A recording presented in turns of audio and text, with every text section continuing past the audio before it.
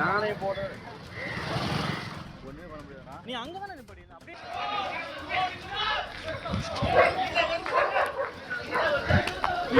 ஒருத்தல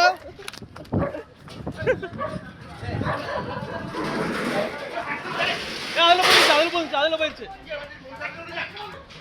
கம்முன்னு இறப்பா போயிடு.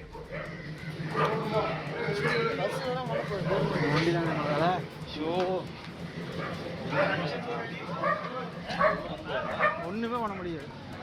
ஹலோ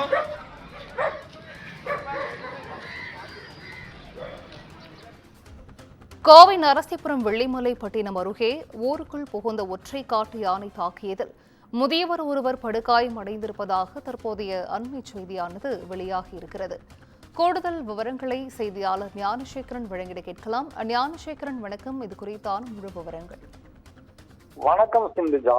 மேற்கு தொடர்ச்சி மலை வனப்பகுதியை ஒட்டிய பகுதிகளான கோவை தொண்டாமுத்தூர் பகுதிகளில் யானைகள் அடிக்கடி உணவு தண்ணீர் தேடி ஊருக்குள் உலா வருவது தொடர்கதையாகிவிட்டது.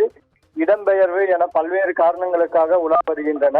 இந்நிலையில் இன்று காலை 6:30 மணி அளவில் வெள்ளிமலைப்பட்டினம் பகுதியில் உலா வந்த காட்டு யானை சாலையோரத்தில் இருந்த கார், இருசக்கர வாகனங்களை சேதம் செய்து மூர்க்கத்தனமாக சென்ற நிலையில் கோவிலுக்குள் பூ பறிக்க சென்ற 90 வயது முதியவரை தாக்கியது. இதில் அவரது 2 கால்கள் முறிந்த நிலையில் அக்கம் பக்கத்தினர் கூச்சலிட்டதால் வேகமாக மீண்டும் வனப்பகுதியை நோக்கி யானை சென்றது.